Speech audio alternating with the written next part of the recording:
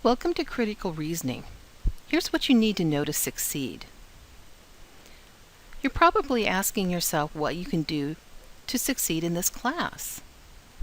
Here are some tips. Read all course materials.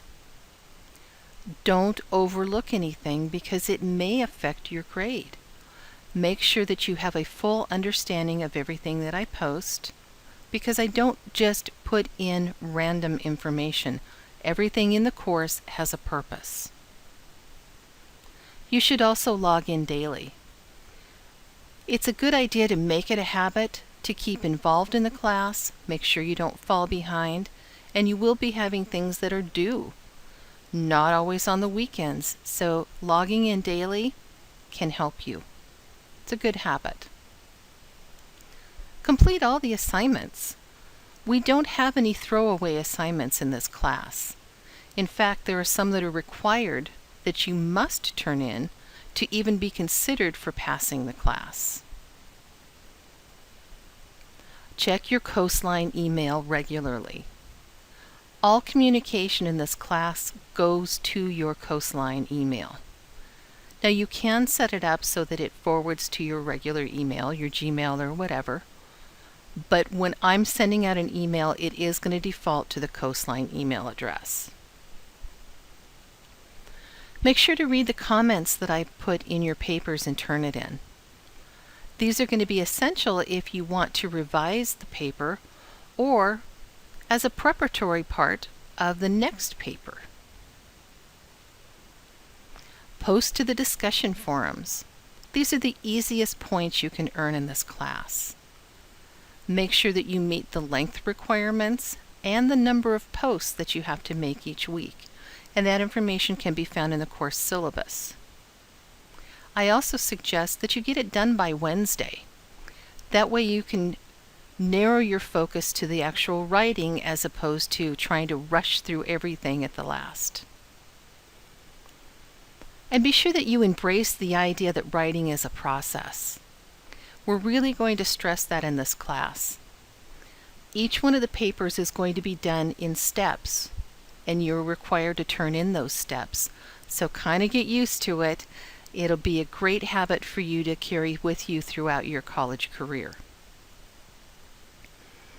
And make sure that you read the instructions and the rubrics carefully. The instructions are explanatory. They do tell you what needs to be done. And I've also included the grading rubric so you can see exactly what I'm going to be looking at and how I'm going to score it when your paper is turned in. And finally, ask questions if you're unsure about anything. I am just an email away. There are no silly questions.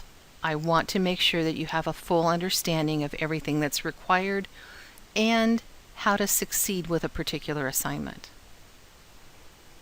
And that said, there are some writing expectations that I have. You have already taken a writing course as a prerequisite for this class. Some of the things that I'm expecting from you are that you already know how to write topic sentences, that you know what a topic sentence is, that you know how it unifies a paragraph, and that you know how to include transitions in that topic sentence. Another expectation is that you understand paragraph structure, that you know that once you have that topic sentence, everything in the paragraph must support that topic sentence, and each point that you make within that paragraph needs to have transitions to move smoothly from idea to idea.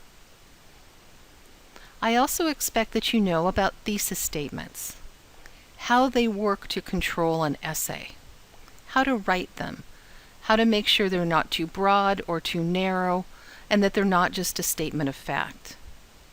And finally, I do expect that you've already had experience with essay structure. Now we're going to be working specifically on argument in this class, so it may not be an essay structure that you've used much in the past, but you should have an idea of the idea of introduction, body paragraphs, and concluding paragraph. We'll work on the details later. Probably you're wondering what you will learn in this class. Here's some of the things. You're going to learn to think more deeply and critically, not just about the reading in the class, but about the world in general. You're going to be asking questions. You're going to not just look for the easy answer, but you're going to see what lies beneath the surface.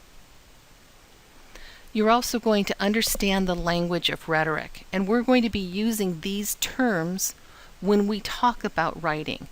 So if you're not familiar with logos, ethos, and pathos now, make sure that you get them on board and that they become your friends as we move forward.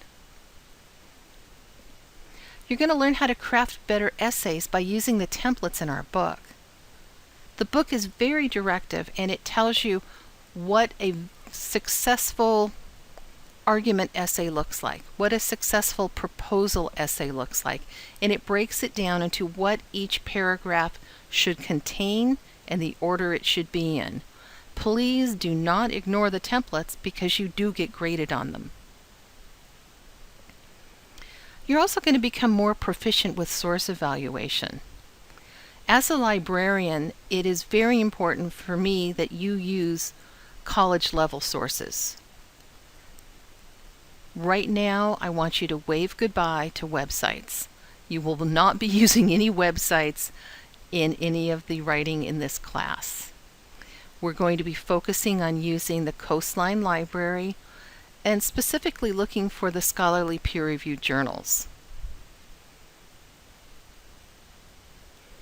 You're also going to be learning how to integrate those sources into your own writing. This class, there won't be copy and paste. If you want to use a source, you're going to want to learn how to paraphrase it and summarize it and use verbs of attribution or signal phrases to smoothly bring it into your writing. And the last thing that we're going to learn is how to argue. This class focuses on writing argument essays. We're going to be looking at several different types of argument essays, but in the end we are really focusing on how to use the 4 pillars of argument to change someone's mind, or at least to have somebody consider an alternate to what their ideas already are. Here's some important planning tips for the class.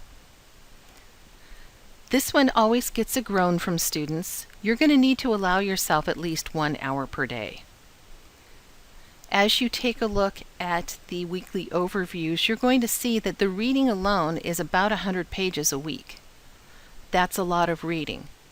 Plus, you're going to be working on a minimum of 1 to 2 essays at the same time. You're also going to be doing discussion forum posts, and there's also quizzes embedded in the class. That is a lot of time, and it is a commitment. This is not a course that you can just do on Sunday. You want to make it a part of every day.